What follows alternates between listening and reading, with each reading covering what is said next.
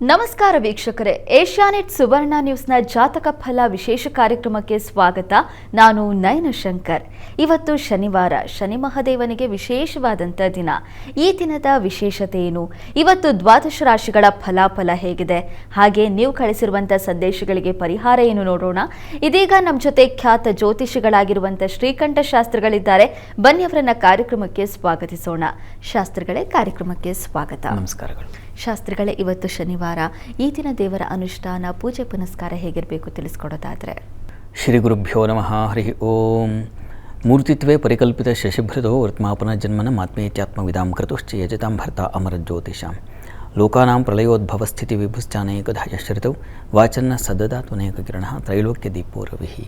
ಸಮಸ್ತ ವೀಕ್ಷಕರಿಗೆ ಶುಭೋದಯ, ಶುಭ ಬೆಳಗು. ಈ ದಿನದ ಸಂದೇಶಗಳನ್ನು ಪರಿಶೀಲಿಸುವ ಪೂರ್ವದಲ್ಲಿ ಇವತ್ತಿನ ಪಂಚಾಂಗವನ್ನು ಗಮನಿಸಿಕೊಳ್ಳೋಣ.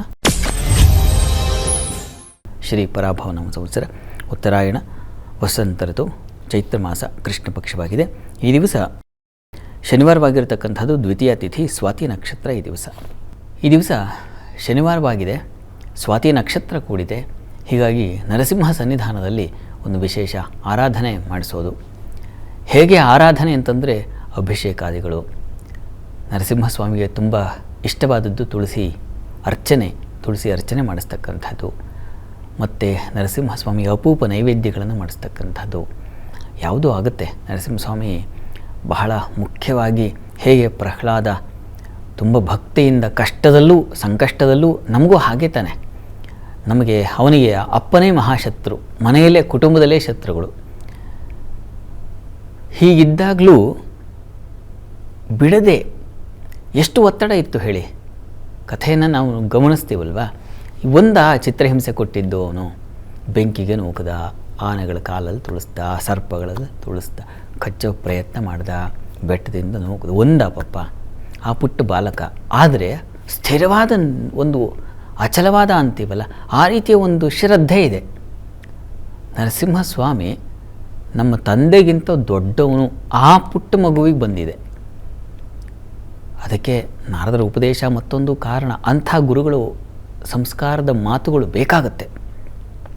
ಆಗ ಅಂಥ ಸ್ಥಿರ ಬುದ್ಧಿ ಬರುತ್ತೆ. ನರಸಿಂಹಸ್ವಾಮಿ ಆರಾಧನೆ ಮಾಡೋದ್ರಿಂದ ಸ್ಥಿರ ಬುದ್ಧಿ ಬರುತ್ತೆ. ನಮಗೂ ಕೂಡ ವಿಚಲಿತರಾಗದೆ ಪರಮಾತ್ಮನಿದ್ದಾನೆ, ಅವನು ಕಾಪಾಡ್ತಾನೆ. ಕಷ್ಟ ಅವನಿಗೆ ಬಂತು. ಅವನು ಎಷ್ಟು ಸಾಮಾನ್ಯವಾಗಿ ನಾವು ದುರ್ಬಲರು ಅಂದರೆ ತುಂಬ ದುರ್ಬಲರಾಗಿದ್ದೀವಿ. ಒಂದು ಸಣ್ಣ ಕಷ್ಟ ಬಂದುಬಿಟ್ರೆ ದೇವ್ರನ್ನ ಬೈಕೊಂಬಿಡೋದು, ಇನ್ನು ದೇವಸ್ಥಾನಕ್ಕೆ ಹೋಗೋದಿಲ್ಲ, ಇನ್ನು ವಿಷ್ಣು ಸಹಸ್ರನಾಮ ಯಾಕೆ, ನರಸಿಂಹನ ಆರಾಧನೆ ಯಾಕೆ, ಮತ್ತೊಂದು ಮಗದೊಂದು ಯಾಕೆ ಹೋಗಲ್ಲ. ಯಾಕೆ? ನನಗೆ ಕಷ್ಟ ಕೊಟ್ಟಿದ್ದಾನಲ್ಲ ಅಂತ. ಪ್ರಹ್ಲಾದನಿಗೆ ಕೊಟ್ಟ ಕಷ್ಟದಲ್ಲಿ ಕಿಂಚಿತ್ತಿದೆಯಾ ನಿಮಗೆ? ಸ್ವಲ್ಪ ಭಾಗ, ರವೆಯಷ್ಟಾದರೂ ನಮಗಿದೆಯಾ? ಅಷ್ಟು ಒಂದು ಪ್ರಾಣಾಂತಿಕವಾದ ಸಮಸ್ಯೆಗಳಿದ್ದಾವ? ಇಲ್ವಲ್ಲ. ಹೀಗಾಗಿ ಆ ಕಷ್ಟದಲ್ಲೂ ಅವನು ಯಾವತ್ತೂ ದೂಡಲಿಲ್ಲ. ನಾರಾಯಣ ನರಸಿಂಹ ನನಗೆ ಬರಲಿ, ನರಸಿಂಹ ಅವತಾರವೇ ಆಗಿರಲಿಲ್ವಲ್ಲ, ಅವನು ನಾರಾಯಣನನ್ನು ಪ್ರಾರ್ಥನೆ ಮಾಡ್ತಾ ಇದ್ದಲ್ವ. ಪಾಪ ಆ ಮಗುವಿಗಾಗಿ ಒಂದು ಅವತಾರವೇ ತಾಳಿಬಿಟ್ಟ ನಾರಾಯಣ. ಹೀಗೆ ಕಷ್ಟದಲ್ಲೂ ಕೂಡ ನಾವು ಸ್ಥಿರಬುದ್ಧಿಯನ್ನಿಟ್ಟುಕೊಂಡು ಬರ್ತಾನವನು, ನಿಮಗೊಂದು ಹೊಸ ಅವತಾರ ಆಗಿಬಿಡಬಹುದೇನೋ ಅಂಥವರಿಗೆ. ಹಾಗೆ ತೀವ್ರವಾದ ಪ್ರಾರ್ಥನೆ ಇದ್ದರೆ ದಶಾವತಾರವೋ ಮತ್ತೊಂದು 24 ಅವತಾರವೋ ಮಗದೊಂದು ಬಿಡಿ, ಇನ್ಯಾವುದೋ 108ನೇ 109ನೇ ಅವತಾರವೂ ಆಗಿಬಿಡಬಹುದಲ್ವ. ಆ ತೀವ್ರತೆ ಬೇಕು. ಹೆಸರೇ ಇಲ್ಲದ ಹೊಸ ಅವತಾರ ಬರ್ತದೆ, ಆ ಮಟ್ಟಿಗಿನ ಶ್ರದ್ಧೆ ಬೇಕಾಗುತ್ತೆ. ಈ ಸ್ವಾತಿ ನಕ್ಷತ್ರ ದಿವಸ ನರಸಿಂಹಸ್ವಾಮಿ ಸನ್ನಿಧಾನಕ್ಕೆ ಹೋಗಿ ಅಂಥ ಒಂದು ಶ್ರದ್ಧೆಯಿಂದ, ವಿಚಲಿತರಾಗದ ಶ್ರದ್ಧೆ, ನೀನು ಕೊಡು ಬಿಡು ಅದಲ್ಲ ನನ್ನ ಪ್ರಶ್ನೆ. ನನಗೆ ನಿನ್ನ ಪೂಜೆಯಲ್ಲಿ ಒಂದು ಸಮಾಧಾನ ಕಂಡುಕೊಳ್ತಾ ಇದ್ದೀನಪ್ಪ, ಅಷ್ಟೇ. ಆ ಥರ ಇರಬೇಕು. ನಿರೀಕ್ಷೆ ಇದ್ದಾಗ ತಾನೇ ನಮಗೆ ಇದು ಮಾಡಲಿಲ್ಲ, ಅವನು ಇದು ಮಾಡಲಿಲ್ಲ, ನನಗೆ ಈ ಸಹಾಯ ಮಾಡಲಿಲ್ಲ, ನನಗೆ ಮನೆ ಕೊಡಲಿಲ್ಲ ಅಂತ ನಾವು ಅಂದ್ಕೊಳ್ಳೋದು. ನಿರೀಕ್ಷೆ ಬಿಡಬೇಕು. ಭಗವಂತ ಸಂದರ್ಭಕ್ಕೆ ಬಂದಾಗ ಯಾವುದೋ ರೀತಿಯ ಸಹಾಯ ಯಾರ್ದೋ ಮೂಲಕ ಮಾಡಿಸ್ತಾನೆ. ಹೀಗಾಗಿ ಸಣ್ಣ ಪುಟ್ಟದಕ್ಕೂ ತಲೆ ಕೆಡಿಸ್ಕೊಳ್ಳದೆ, ನರಸಿಂಹಸ್ವಾಮಿಗಳನ್ನು ಇನ್ಯಾರನ್ನೂ ಬೈಕೊಳ್ಳದೆ, ನಮ್ಮ ಕರ್ತವ್ಯ ಏನಪ್ಪ ಅಂದರೆ ಪ್ರಾರ್ಥನೆ ಮಾಡೋದು, ಉಳಿದಿದ್ದು ಅವನಿಗೆ. ಈ ಒಂದು ಮನಸ್ಸಿನಲ್ಲಿ ನರಸಿಂಹಸ್ವಾಮಿ ಸನ್ನಿಧಾನಕ್ಕೆ ಹೋಗಿ ಬನ್ನಿ. ನರಸಿಂಹ ಕೃಪೆ ಮಾಡಲಿ, ಶಾಂತತೆಯನ್ನು ತಂದುಕೊಡಲಿ.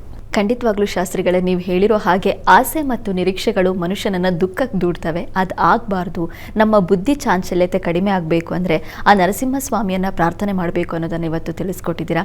ಈಗ ವೀಕ್ಷಕರು ಕಳಿಸಿರೋ ಸಂದೇಶಗಳನ್ನು ನೋಡ್ತಾ ಹೋಗೋಣ ಶಾಸ್ತ್ರಿಗಳೇ. ಮೊದಲನೇ ಸಂದೇಶವನ್ನು ರಾಯಚೂರಿನಿಂದ ಮಲ್ಲಿಕಾರ್ಜುನ್ ಅವರು ಕಳಿಸಿದ್ದಾರೆ. ಮಲ್ಲಿಕಾರ್ಜುನ್ ಅವರ ಜನ್ಮ ದಿನಾಂಕ 5/10/2009, ಹುಟ್ಟಿದ ಸಮಯ ರಾತ್ರಿ 8:10. ವಿದ್ಯಾಭ್ಯಾಸದ ಬಗ್ಗೆ ತಿಳಿಸ್ಕೊಡಿ ಅಂತ ಪ್ರಶ್ನೆ ಕೇಳಿದ್ದಾರೆ ಶಾಸ್ತ್ರಿಗಳೇ. ಮಲ್ಲಿಕಾರ್ಜುನ್ ಅವರ ಪ್ರಶ್ನೆ ಅದು ವಿದ್ಯಾಭ್ಯಾಸಕ್ಕೆ ಸಂಬಂಧಿಸಿದೆ ಅಲ್ವಾ? ಹೌದು ಶಾಸ್ತ್ರಿಗಳೇ. ಜಾತಕ ನೋಡಿ, ಇದು ಮೇಷಲಗ್ನವಾಗಿದೆ. ಲಗ್ನದಿಂದ ಪಂಚಮಾಧಿಪತಿಯಾಗಿರತಕ್ಕಂಥ ಚಂದ್ರ ನಿಮ್ಮ ಜಾತಕದಲ್ಲಿ ಲಗ್ನದಲ್ಲೇ ಇದ್ದಾನೆ. ತುಂಬ ಒಳ್ಳೆಯದು. ಪಕ್ಷದ ಬಲ ತುಂಬ ಚೆನ್ನಾಗಿದೆ ಚಂದ್ರನಿಗೆ.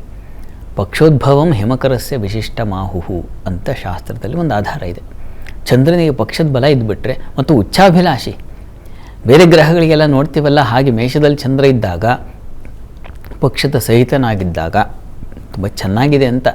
ಇಷ್ಟೆಲ್ಲ ಯಾಕೆ ವಿವರಿಸ್ತೀವಿ? ಚತುರ್ಥಾಧಿಪತಿ ಚಂದ್ರ ತುಂಬ ಚೆನ್ನಾಗಿರುವಾಗ ಒಳ್ಳೆಯ ಪ್ರಜ್ಞೆ ಬರ್ತದೆ, ಒಳ್ಳೆಯ ಅನುಕೂಲ. ಮತ್ತು ದ್ವಿತೀಯಾಧಿಪತಿ ಶುಕ್ರನೂ ಅಲ್ಲಿ ಪಂಚಮದಲ್ಲಿರ್ತಕ್ಕಂಥದ್ದು, ಇದೆಲ್ಲ ಒಳ್ಳೆಯ ಲಕ್ಷಣ. ಪ್ರಸ್ತುತ ನಿಮಗೆ ನಡೀತಾ ಇರತಕ್ಕಂಥದ್ದು ಶುಕ್ರದಶೆಯಲ್ಲಿ ಈಗ ಗುರು ಭಕ್ತಿ ನಡೀತಾ ಇದೆ. ಗುರು ಬಲಹೀನಾಗಿದ್ದಾನೆ, ಇದು ಸ್ವಲ್ಪ ತೊಂದರೆ. ಭಕ್ತಿ ಕಾಲ ಏನು ಮಾಡುತ್ತೆ? ಇಷ್ಟೆಲ್ಲ ಚೆನ್ನಾಗಿದ್ದರೂ ಸಮಯ ನಮ್ಮನ್ನು ಯಾವುದೋ ಒಂದು ಬೇಡದ ರಸ್ತೆಗೆ ದೂಡಿಬಿಡುತ್ತೆ, ಹಾಗಿದೆ ಈಗ. ಹೀಗಾಗಿ ಹತ್ತಿರದಲ್ಲಿ ಯಾವುದಾದ್ರು ಗುರು ಮಂದಿರ ಇದ್ದರೆ ಪ್ರತಿ ಗುರುವಾರ ಆ ಗುರು ಸನ್ನಿಧಾನಕ್ಕೆ ಹೋಗಿ ಸ್ವಲ್ಪ ಜೇನಿನ ಅಭಿಷೇಕ ಮಾಡಿಸಿ ಅದರ ಪ್ರಸಾದ ತಗೊಳ್ಳಿ. ಪ್ರತಿ ಗುರುವಾರ ಶ್ರದ್ಧೆಯಿಂದ ಇದನ್ನು ಮಾಡಿ. ನೀವು ತಿನ್ನುವ ಪ್ರಸಾದದಲ್ಲಿ ಗುರು ಮಹಿಮೆ ಅಡಗಿರುತ್ತೆ. ಹೀಗಾಗಿ ಶ್ರದ್ಧೆಯಿಂದ ತಪ್ಪದೆ ಪ್ರತಿ ಗುರುವಾರ ಹೋಗಿ ಬರಬೇಕು, ನಿರಂತರವಾಗಿ ಆಗಲಿ. ಇದೆಷ್ಟು ಕಾಲ ಅಂತಂದರೆ 2020 ಮುಂದಿನ ಜನವರಿವರೆಗೂ ಆಗಬೇಕು, ಆಮೇಲೆ ಅನುಕೂಲ ಆಗುತ್ತೆ. ಒಳ್ಳೆಯದಾಗಲಿ. ಸರಿ ಶಾಸ್ತ್ರಿಗಳೇ, ಮುಂದಿನ ಸಂದೇಶವನ್ನು ರಾಯಚೂರಿನಿಂದ ಮೈತ್ರಿ ಅವರು ಕಳಿಸಿದ್ದಾರೆ. ಮೈತ್ರಿ ಅವರ ಜನ್ಮ ದಿನಾಂಕ 31/5/2010, ಹುಟ್ಟಿದ ಸಮಯ ಮಧ್ಯರಾತ್ರಿ 12 ಗಂಟೆ. ವಿದ್ಯಾಭ್ಯಾಸದ ಬಗ್ಗೆ ತಿಳಿಸ್ಕೊಡಿ ಅಂತ ಪ್ರಶ್ನೆ ಕೇಳಿದ್ದಾರೆ ಶಾಸ್ತ್ರಿಗಳೇ. ಮೈತ್ರಿ ಅವರ ಪ್ರಶ್ನೆ ಅದು ವಿದ್ಯಾಭ್ಯಾಸಕ್ಕೆ ಸಂಬಂಧಿಸಿದೆ ಅಲ್ವಾ? ಹೌದು ಶಾಸ್ತ್ರಿಗಳೇ. ಜಾತಕ ನೋಡೋಣ. ನೋಡಿ, ಇದು ಜಾತಕ ಪರಿಶೀಲಿಸಿದ್ರೆ ಕುಂಭಲಗ್ನವಾಗಿದೆ. ಲಗ್ನದಿಂದ ದ್ವಿತೀಯದಲ್ಲಿ ಗುರು ಇರ್ತಕ್ಕಂಥದ್ದು, ಪಂಚಮದಲ್ಲಿ ಶುಕ್ರ ಇರ್ತಕ್ಕಂಥದ್ದು ತುಂಬ ಒಳ್ಳೆಯದು. ಇಲ್ಲಿ ಗುರು ದ್ವಿತೀಯದಲ್ಲಿದ್ದಾಗ ವಾಗ್ಮಿ ಭೋಜನ ಸಾರವಾಂಶ ವಿತ್ತೇ ಧನಿ ಕೋವಿದ ಅಂತ ಮಾತಿದೆ. ಹೀಗಾಗಿ ವಾಗ್ಮಿಗಳ ಚೆನ್ನಾಗಿ ಮಾತಾಡುವ ಕೌಶಲ್ಯ ಬರುತ್ತದೆ. ವಿದ್ಯಾಭ್ಯಾಸದಲ್ಲೂ ಅಷ್ಟೇ. ದ್ವಿತೀಯದಲ್ಲಿ ಗುರು ಇದ್ದರೆ ಅವರು ಅದ್ವಿತೀಯ ವಿದ್ಯಾಪಟು ಆಗಿರ್ತಾರೆ. ಶಾಲೆಗಳಲ್ಲಿ ಬೇರೆಲ್ಲರಿಗಿಂತ ಒಂದು ಮೆಟ್ಟಿಲ ಮೇಲಿರ್ತಾರೆ. ಆ ರೀತಿಯ ಒಂದು ಲಕ್ಷಣ ಇದೆ. ತುಂಬ ಚೆನ್ನಾಗಿದೆ, ಓದಬಹುದು, ಚೆನ್ನಾಗಿ ಓದಲಿ. ಶುಕ್ರನೂ ಚೆನ್ನಾಗಿದ್ದಾನೆ, ಇದೆಲ್ಲ ಒಳ್ಳೆಯ ಲಕ್ಷಣ. ಶುಕ್ರ ತುಂಬ ಚೆನ್ನಾಗಿದ್ದಾನೆ, ಹೀಗಾಗಿ ಡಿಸೈನಿಂಗ್ ಫೀಲ್ಡ್ಸನ್ನು ಆಯ್ಕೆ ಮಾಡ್ಕೋಬಹುದು. ಗುರು ಚೆನ್ನಾಗಿರೋದ್ರಿಂದ ಲಾ ಮಾಡಬಹುದು ಅಥವಾ CA ಇತ್ಯಾದಿ ಮಾಡಲಿಕ್ಕೂ ಅವಕಾಶಗಳಿದ್ದಾವೆ. ಚೆನ್ನಾಗಿದೆ. ಇದು ರವಿದಶೆಯಲ್ಲಿ ಇವರಿಗೆ ನಡೀತಾ ಇರತಕ್ಕಂಥದ್ದು ಶನೈಶ್ಚರನ ಭಕ್ತಿ ನಡೀತಾ ಇದೆ. ಮತ್ತು ಮುಂದೆ ಆಗಸ್ಟ್ ನಂತರ ಇನ್ನೂ ಚೆನ್ನಾಗಿದೆ, ತುಂಬ ಚೆನ್ನಾಗಿದೆ. ಈಗ ತತ್ಕಾಲದಲ್ಲಿ ಸ್ವಲ್ಪ ಆರೋಗ್ಯ ವ್ಯತ್ಯಾಸ ಆಗೋ ಸಾಧ್ಯತೆ ಇರುತ್ತೆ. ಹೀಗಾಗಿ ಹತ್ತಿರದಲ್ಲಿ ಶನೈಶ್ಚರ ಮಂದಿರ ಇದ್ದರೆ ಶನೈಶ್ಚರನಿಗೆ ಪ್ರತಿ ಶನಿವಾರ ಒಂದು ರುದ್ರಾಭಿಷೇಕ ಮಾಡಿಸಿ, ತುಂಬ ಸಹಾಯವಾಗುತ್ತೆ. ಒಳ್ಳೆಯದಾಗಲಿ. ಸರಿ ಶಾಸ್ತ್ರಿಗಳೇ, ಮುಂದಿನ ಸಂದೇಶವನ್ನು ಹಾಸನದಿಂದ ಜೀವನ್ DP ಅವರು ಕಳಿಸಿದ್ದಾರೆ. ಜೀವನ್ ಅವರ ಜನ್ಮ ದಿನಾಂಕ 3/7/2004, ಹುಟ್ಟಿದ ಸಮಯ ರಾತ್ರಿ 11 ಗಂಟೆ. ಮುಂದಿನ ಜೀವನದ ಬಗ್ಗೆ ತಿಳಿಸ್ಕೊಡಿ ಅಂತ ಪ್ರಶ್ನೆ ಕೇಳಿದ್ದಾರೆ ಶಾಸ್ತ್ರಿಗಳೇ. ಜೀವನ್ ಅವರ ಪ್ರಶ್ನೆ ಮುಂದಿನ ಜೀವನದ ಬಗ್ಗೆ ಹೇಳಿದಾರಲ್ವ? ಹೌದು ಶಾಸ್ತ್ರಿಗಳೇ. ಜಾತಕ ನೋಡೋಣ. ನೋಡಿ, ಇದು ಕುಂಭಲಗ್ನವಾಗಿದೆ. ಲಗ್ನದಿಂದ ಕರ್ಮಾಧಿಪತಿ ಕುಜ ಬುಧಯುಕ್ತನಾಗಿದ್ದಾನೆ, ಪಂಚಮಾಧಿಪತಿ ಅಷ್ಟಮಾಧಿಪತಿ ಜೊತೆಗೆ. ಪ್ರಸ್ತುತ ನಿಮಗೆ ನಡೀತಾ ಇರತಕ್ಕಂಥದ್ದು ರಾಹುದಶೆಯಲ್ಲಿ ಈಗ ಗುರುಭಕ್ತಿ ಪ್ರಾರಂಭವಾಗಿ ಅದೇ ನಡೀತಾ ಇದೆ. ಗುರುಭಕ್ತಿ ನಡೀತಾ ಇದೆ. ಗುರು ನಿಮ್ಮ ಜಾತಕದಲ್ಲಿ ಸಪ್ತಮದಲ್ಲಿದ್ದಾನೆ, ಏನೂ ತೊಂದರೆ ಇಲ್ಲ. ಸಪ್ತಮದಲ್ಲಿ ಗುರು ಇದ್ದು ಲಗ್ನವನ್ನು ವೀಕ್ಷಣೆ ಮಾಡ್ತಾನೆ. ಮತ್ತು ಈಗ ಗೋಚಾರದಲ್ಲಿ ಗುರು ಹೇಗಿದೆಯಪ್ಪ ಅಂತಂದರೆ ಜೂನ್ 1ನೇ ತಾರೀಕಿನಿಂದ ಒಂದು ವಿಶೇಷವಾದ ಯೋಗ ಪ್ರಾರಂಭವಾಗುತ್ತೆ ನಮಗೆ. ಅದು ಹಂಸಯೋಗ ಪ್ರಾರಂಭವಾಗುತ್ತೆ. ಹೀಗಾಗಿ ಚೆನ್ನಾಗಿದೆ, ಆತಂಕಕ್ಕೆ ಒಳಗಾಗೋ ಅವಶ್ಯಕತೆ ಇಲ್ಲ. ಒಳ್ಳೆಯದಾಗಲಿ. ಸರಿ ಶಾಸ್ತ್ರಿಗಳೇ, ಮುಂದಿನ ಸಂದೇಶವನ್ನು ಹಾಸನದಿಂದ ಹರ್ಷಿತಾ ಅವರು ಕಳಿಸಿದ್ದಾರೆ. ಹರ್ಷಿತಾ ಅವರ ಜನ್ಮ ದಿನಾಂಕ 28/10/2002, ಹುಟ್ಟಿದ ಸಮಯ ಬೆಳಗಿನ ಜಾವ 5:30. ಮದುವೆ ಬಗ್ಗೆ ತಿಳಿಸ್ಕೊಡಿ ಅಂತ ಪ್ರಶ್ನೆ ಕೇಳಿದ್ದಾರೆ ಶಾಸ್ತ್ರಿಗಳೇ. ಹರ್ಷಿತಾ ಅವರ ಪ್ರಶ್ನೆ ಅದು ವಿವಾಹಕ್ಕೆ ಸಂಬಂಧಿಸಿದಲ್ವಾ? ಹೌದು ಶಾಸ್ತ್ರಿಗಳೇ. ಜಾತಕ ನೋಡೋಣ. ನೋಡಿ, ಇದು ತಮ್ಮದು ಕನ್ಯಾ ಲಗ್ನವಾಗಿದೆ. ಲಗ್ನದಿಂದ ಸಪ್ತಮಾಧಿಪತಿ ಗುರು ಲಾಭದಲ್ಲಿರ್ತಕ್ಕಂಥದ್ದು ತುಂಬ ಒಳ್ಳೆಯದು. ಉಚ್ಚಸ್ಥಾನ ಬೇರೆ, ಮತ್ತು ಲಗ್ನದಲ್ಲಿ ಬುಧ ಚೆನ್ನಾಗಿದ್ದಾನೆ, ಕುಜಯುಕ್ತನಾಗಿದ್ದಾನೆ. ಹೀಗಾಗಿ ಒಂದು ಕುಜ ಶಾಂತಿ ಒಂದು ಮಾಡಿಸ್ಬೇಕು. ಅಷ್ಟಮಾಧಿಪತಿಯಾದ ಕುಜ ಸಪ್ತಮವನ್ನು ವೀಕ್ಷಣೆ ಮಾಡಿದ್ರೆ ಅದೊಂದು ದೋಷ, ಸಪ್ತಮಾಧಿಪತಿ ಬಲಿಷ್ಠನಾಗಿದ್ದಾನೆ ಅದು ಶುಭ, ಎರಡೂ ಇದೆ. ಹೀಗಾಗಿ ಕುಜಶಾಂತಿ ಬೇಕು. ಕುಜಶಾಂತಿಯಿಂದ ಅನುಕೂಲ ಆಗುತ್ತೆ, ಆತಂಕಕ್ಕೊಳಗಾಗೋ ಅವಶ್ಯಕತೆ ಇಲ್ಲ. ಪ್ರಸ್ತುತ ತಮಗೆ ಶನಿದಶೆಯಲ್ಲಿ ಈಗ ರಾಹುಭುಕ್ತಿ ನಡೀತಾ ಇದೆ ನೋಡಿ. 2028 ಆಗಸ್ಟ್ ನಂತರ ತುಂಬ ಚೆನ್ನಾಗಿದೆ. ಹೀಗಾಗಿ ಇನ್ನೂ ಸ್ವಲ್ಪ ಕಾಲ ಕಾಯಬಹುದು. 28 ಆಗಸ್ಟ್ ನಂತರ ವಿವಾಹ ತಾನಾಗೇ ದಾರಿ ಸಿಕ್ಬಿಡುತ್ತೆ, ಒಳ್ಳೆಯ ಸಂಬಂಧ ಬರುತ್ತೆ. ಯೋಚನೆ ಮಾಡಬೇಡಿ, ಅಷ್ಟರಲ್ಲಿ ಈ ಕುಜ ಶಾಂತಿಯನ್ನು ಮಾಡಿಸ್ಕೊಳ್ಳಿ, ಒಳ್ಳೆಯದಾಗಲಿ. ಸರಿ ಶಾಸ್ತ್ರಿಗಳೇ, ಮುಂದಿನ ಸಂದೇಶವನ್ನು ಮಂಗಳೂರಿನಿಂದ ವಿಘ್ನೇಶ್ ಅವರು ಕಳಿಸಿದ್ದಾರೆ. ವಿಘ್ನೇಶ್ ಅವರ ಜನ್ಮ ದಿನಾಂಕ 2/8/2009, ಹುಟ್ಟಿದ ಸಮಯ ಮಧ್ಯಾಹ್ನ 2:13. ವಿದ್ಯಾಭ್ಯಾಸದ ಬಗ್ಗೆ ತಿಳಿಸ್ಕೊಡಿ ಅಂತ ಪ್ರಶ್ನೆ ಕೇಳಿದ್ದಾರೆ ಶಾಸ್ತ್ರಿಗಳೇ. ವಿಘ್ನೇಶ್ ಅವರ ಪ್ರಶ್ನೆ ಅದು ವಿದ್ಯಾಭ್ಯಾಸಕ್ಕೆ ಸಂಬಂಧಿಸಿದೆ. ಹೌದು ಶಾಸ್ತ್ರಿಗಳೇ. ಜಾತಕ ನೋಡೋಣ. ನೋಡಿ, ತಮ್ಮದು ವೃಶ್ಚಿಕ ಲಗ್ನವಾಗಿದೆ. ಲಗ್ನದಿಂದ ಪಂಚಮಾಧಿಪತಿ ಗುರು ಬಲಹೀನನಾಗಿದ್ದಾನೆ. ಗುರು ರಾಹು ಯುತಿಯಾದರೆ ಅದನ್ನು ಗುರು ಚಾಂಡಾಲ ದೋಷ ಅಂತ ಕರೀತಾರೆ. ಇದಕ್ಕೆ ಗುರುಕ್ಷೇತ್ರಗಳಲ್ಲಿ ಒಂದು ವಿಶೇಷ ಸೇವೆ, ಗುರುಚರಿತ್ರೆ ಪಾರಾಯಣ ಮಾಡ್ತಕ್ಕಂಥದ್ದು ಇದೆಲ್ಲ ಬೇಕಾಗುತ್ತೆ. ಇದರಿಂದ ಏನು, ಪಂಚಮಾಧಿಪತಿ ಒಬ್ಬ ಕೆಟ್ಟ ಗ್ರಹದ ಜೊತೆಗೆ ಸೇರಿದ್ರೆ ಬುದ್ಧಿ ಕೆಟ್ಟು ಹೋಗುತ್ತೆ, ಆಲೋಚನೆಗಳು ಕೆಟ್ಟು ಹೋಗುತ್ತೆ, ಕೊಳಕು ಏನೇನೋ ಬೇಡದ ಆಲೋಚನೆಗಳೆಲ್ಲ ಬಂದು ಸೇರಿಬಿಡುತ್ತೆ. ಹೀಗಾಗಿ ಗುರುಚರಿತ್ರೆ ಪಾರಾಯಣ ಮಾಡೋದರಿಂದಾಗಿ ಆ ತೊಡಕೆಲ್ಲ ನಿವಾರಣೆಯಾಗಿ ನಿರ್ಮಲವಾಗುತ್ತೆ. ಮನಸ್ಸು, ಬುದ್ಧಿ, ಆಲೋಚನೆಗಳು ಎಲ್ಲ ಶುಭ್ರವಾಗುತ್ತೆ. ಹೀಗಾಗಿ ಗುರು ಪ್ರಾರ್ಥನೆ, ಗುರು ಸೇವೆ ಮಾಡಿ ನಿರಂತರವಾಗಿ. ಹತ್ತಿರದಲ್ಲಿ ಯಾವುದಾದ್ರು ಮಠ ಇದ್ದರೆ ಅಲ್ಲಿಗೆ ಹೋಗಿ ಗುರು ಸೇವೆಯನ್ನು ಪ್ರತಿ ಗುರುವಾರವಾದರೂ ಮಾಡಿ ಅಲ್ಲಿ ನೀವು ಶ್ರದ್ಧೆಯನ್ನು ಇಟ್ಕೊಂಡ್ರೆ ಬಹಳ ಒಳ್ಳೆಯದು. ಅದರಿಂದ ತುಂಬ ಅನುಕೂಲ ಆಗುತ್ತೆ. ತಪ್ಪದೇ ಇದನ್ನು ಮಾಡಿ, ಅದರಿಂದ ನಿಮಗೆ ಮುಂದಿನ ಬದುಕು ಚೆನ್ನಾಗಿರುತ್ತೆ. ಒಳ್ಳೆಯದಾಗಲಿ. ಇವತ್ತು ಮೊದಲಿಗೆ 6 ರಾಶಿಗಳ ಫಲಾಫಲ ಹೇಗಿದೆ ನೋಡೋಣ. ಶಾಸ್ತ್ರಿಗಳೇ, ಮೇಷರಾಶಿಯಿಂದ ಕನ್ಯಾ ರಾಶಿವರೆಗಿನ ಈ ದಿನದ ಫಲವನ್ನು ತಿಳಿಸೋದಾದರೆ, 12 ರಾಶಿಗಳ ಫಲಾಫಲ ತಿಳಿಯುವ ಮುನ್ನ ಈ ಹೊತ್ತಿನ ಗ್ರಹ ಸ್ಥಿತಿಯನ್ನು ಗಮನಿಸ್ಕೊಳ್ಳೋದಾದರೆ, ಮೇಷರಾಶಿಯಲ್ಲಿ ಅಲ್ಲಿ ಶುಕ್ರನ ಜೊತೆ ಮಾಂದ್ಯ ಉದಯಾಗಿದೆ. ಇನ್ನು ಗುರು ಇರತಕ್ಕಂಥದ್ದು ಮಿಥುನ ರಾಶಿಯಲ್ಲಿ, ಕೇತು ಇರತಕ್ಕಂಥ ಸಿಂಹ ರಾಶಿಯಲ್ಲಿ. ಈ ದಿವಸ ಚಂದ್ರ ಆ ಸ್ಥಿತಿಯನ್ನು ಕಾಣ್ತಾ ಇದ್ದೀವಿ ತುಲಾ ರಾಶಿಯಲ್ಲಿ. ಇನ್ನು ಬುಧ ಮತ್ತು ರಾಹು ಒಟ್ಟಾಗಿದ್ದಾರೆ ಇನ್ನು ಅಲ್ಲಿ ಕುಂಭರಾಶಿಯಲ್ಲಿ. ಮೀನರಾಶಿಯಲ್ಲಿ ರವಿ ಶನಿ ಹಾಗೆ ಕುಜರನ್ನು ಕಾಣ್ತಾ ಇದ್ದೀವಿ. ಹೀಗಿರುವಾಗ 12 ರಾಶಿಗಳ ಫಲಾಫಲ ತಿಳಿತಾ ಹೋಗೋಣ. ಮೊದಲಿಗೆ ಮೇಷರಾಶಿ. ಮೇಷರಾಶಿಯವರಿಗೆ ದಿವಸ ಶುಕ್ರನ ಜೊತೆಗೆ ಮಾಂದ್ಯ ಸೇರಿಬಿಟ್ಟಿದೆ. ಹೀಗಾಗಿ ಸ್ವಲ್ಪ ಕುಟುಂಬದಲ್ಲಿ ಘರ್ಷಣೆಗಳು, ದಾಂಪತ್ಯದಲ್ಲಿ ಅಲ್ಲಿ ಚಂದ್ರನಿದ್ದಾನೆ. ಆದರೂ ಕೂಡ ವ್ಯತಿರಿಕ್ತವಾದ ಬೇಡದ ಯಾವುದೋ ಒಂದು ಆಲೋಚನೆ ಅಥವಾ ಇನ್ಯಾವುದೋ ಒಂದು ತೊಡಕುಗಳು ಬಂದು ಒದಗಿಬಿಡುತ್ತೆ. ಅದರಿಂದ ತೊಂದರೆ, ಪ್ರಮಾದ ಆಗಬಹುದು. ಹುಷಾರು. ಸ್ವಲ್ಪ ತಲೆ ಭಾಗ, ಕಣ್ಣಿನ ಭಾಗಕ್ಕೆ ತೊಂದರೆ ಆಗಬಹುದು, ಬಲಗಣ್ಣಿಗೆ ತೊಂದರೆ ಆಗಬಹುದು. ಹುಷಾರು. ಉಳಿದ ಹಾಗೆ ವ್ಯಾಪಾರಿಗಳಿಗೆ ಚೆನ್ನಾಗಿದೆ. ಈ ಹಾಲು ಹೈನು ಮತ್ತು ಹೂವು ಹಣ್ಣು ಇಂಥ ವ್ಯಾಪಾರಿಗಳಿಗೆ, ಕೃಷಿ ಚಟುವಟಿಕೆಯಲ್ಲಿರ್ತಕ್ಕಂಥವ್ರಿಗೆಲ್ಲ ತುಂಬ ಚೆನ್ನಾಗಿದೆ. ಮಾರುಕಟ್ಟೆಗಳಲ್ಲಿ ಕೆಲಸ ಮಾಡೋರಿಗೆಲ್ಲ ತುಂಬ ಚೆನ್ನಾಗಿದೆ. ಹೆಚ್ಚಿನ ಲವಲವಿಕೆ, ಹೆಚ್ಚಿನ ಲಾಭ ಎರಡನ್ನೂ ಕಾಣ್ತೀರಾ, ಸಂಶಯ ಇಲ್ಲ. ಕೆಲಸ ಕಾರ್ಯಗಳಲ್ಲಿ ಸ್ವಲ್ಪ ತೊಡಕು ಹಿನ್ನೆಲೆಯನ್ನು ಕಾಣ್ತೀರಾ. ಸ್ವಲ್ಪ ಒಂಥರ ಒತ್ತಡದಲ್ಲಿ ಕೆಲಸ ಮಾಡುವ ಸಂದರ್ಭ ಎದುರಾಗುತ್ತೆ. ಈ ದಿವಸ ನೀವು ಮಹಾಲಕ್ಷ್ಮಿ ಸನ್ನಿಧಾನಕ್ಕೆ ಸ್ವಲ್ಪ ಅಭಿಷೇಕ ಅಥವಾ ತುಪ್ಪ ಸಮರ್ಪಣೆ ಮಾಡೋದು ಒಳ್ಳೆಯದು. ಇನ್ನು ವೃಷಭ ರಾಶಿಯವರಿಗೆ ಈ ದಿವಸ ಆರೋಗ್ಯದಲ್ಲಿ ಸ್ವಲ್ಪ ವ್ಯತ್ಯಾಸ ಸೂಚಿಸ್ತಾ ಇದೆ. ಮುಖ್ಯವಾಗಿ ಕಾಲಿನ ಭಾಗಕ್ಕೆ ಪೆಟ್ಟು ಬೀಳಬಹುದು. ಹುಷಾರು. ಗಮನಿಸಿ, ನಿಧಾನಕ್ಕೆ ಓಡಾಡ್ಕೊಳ್ಳಿ. ಉಳಿದ ಹಾಗೆ ಕುಟುಂಬ ಸೌಖ್ಯ ಚೆನ್ನಾಗಿದೆ. ವಿದ್ಯಾರ್ಥಿಗಳಿಗೆ ಅನುಕೂಲಕರವಾಗಿದೆ. ಮತ್ತು ಹಣಕಾಸಿನ ಸಮೃದ್ಧಿ ಚೆನ್ನಾಗಿರ್ತದೆ.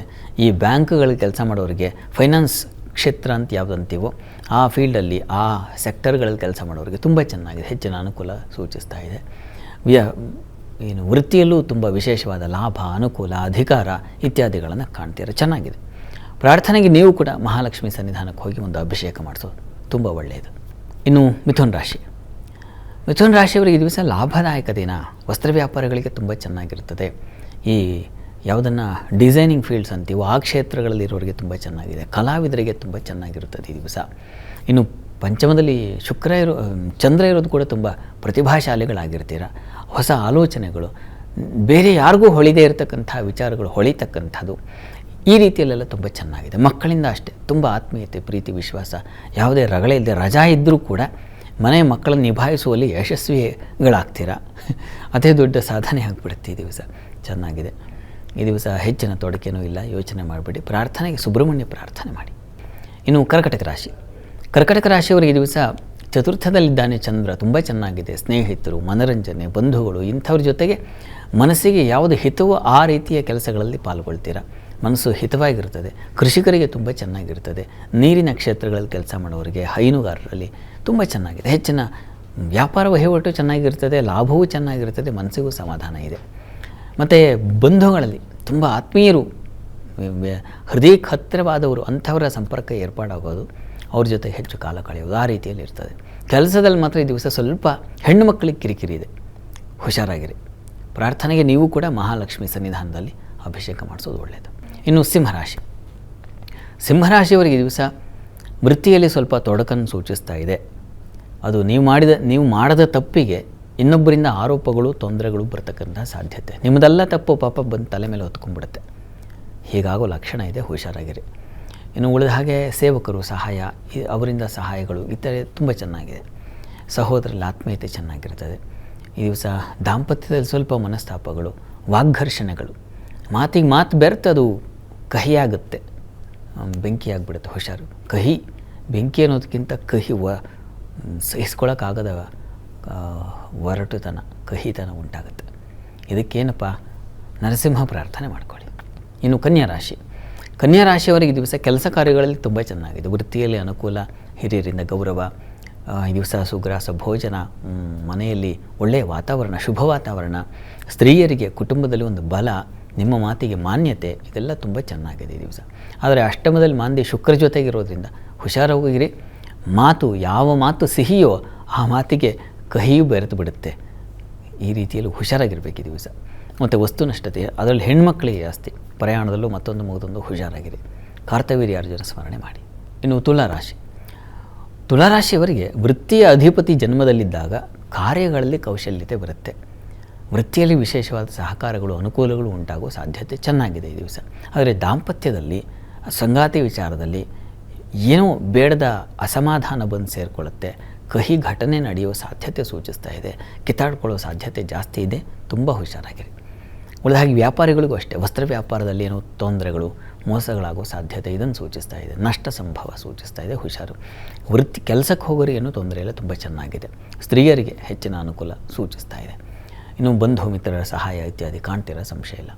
ಪ್ರಾರ್ಥನೆಗೆ ದಿವಸ ಕೃಷ್ಣ ಸನ್ನಿಧಾನದಲ್ಲಿ ಹಾಲು, ಕ್ಷೀರ ಸಮರ್ಪಣೆ ಅಥವಾ ಬೆಣ್ಣೆ ಸಮರ್ಪಣೆ ಮಾಡಿದರೆ ಒಳ್ಳೆಯದು. ಇನ್ನು ವೃಶ್ಚಿಕ ರಾಶಿ. ವೃಶ್ಚಿಕ ರಾಶಿಯವರಿಗೆ ವೃತ್ತಿಯಲ್ಲಿ ಬಹಳ ವಿಶೇಷವಾದ ಅನುಕೂಲಗಳನ್ನು ಕಾಣ್ತೀರಾ. ಬುದ್ಧಿ ಸ್ವಲ್ಪ ಉಗ್ರತನವೂ ಇರುತ್ತದೆ, ಕೋಪದಿಂದ ಕೂಡಿರುತ್ತೆ ಈ ದಿವಸ. ಶಾಂತವಾಗಿರಿ.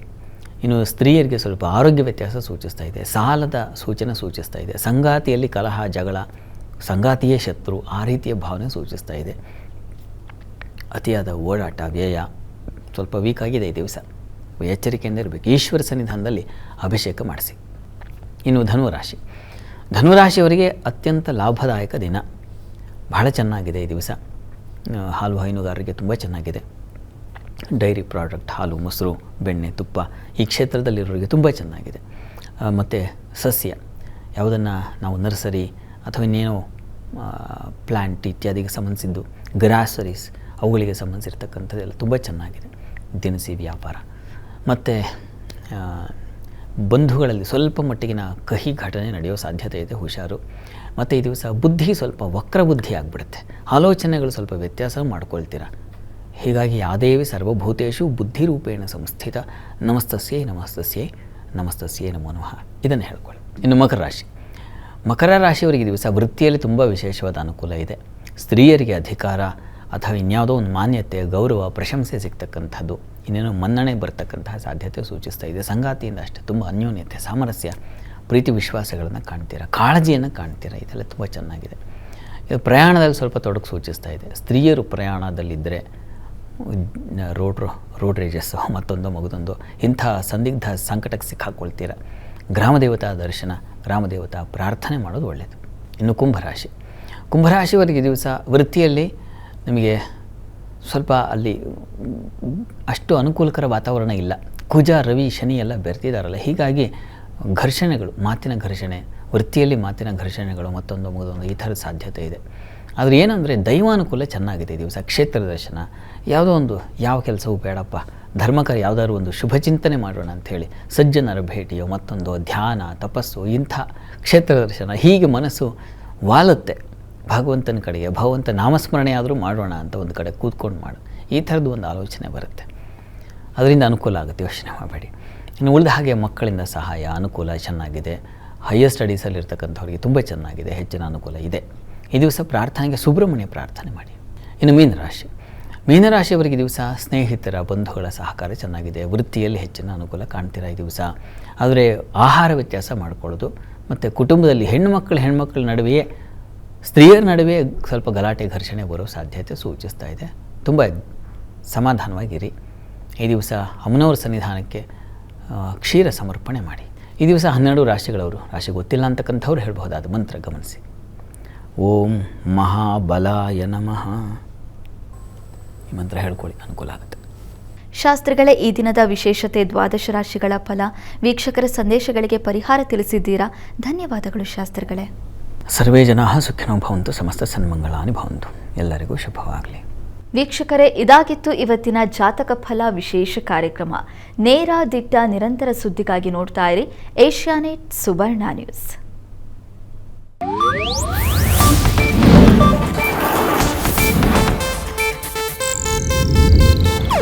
ಇದು ಏಷ್ಯಾನೆಟ್ ನ್ಯೂಸ್ ನೆಟ್ವರ್ಕ್ ಪ್ರಸ್ತುತಿ.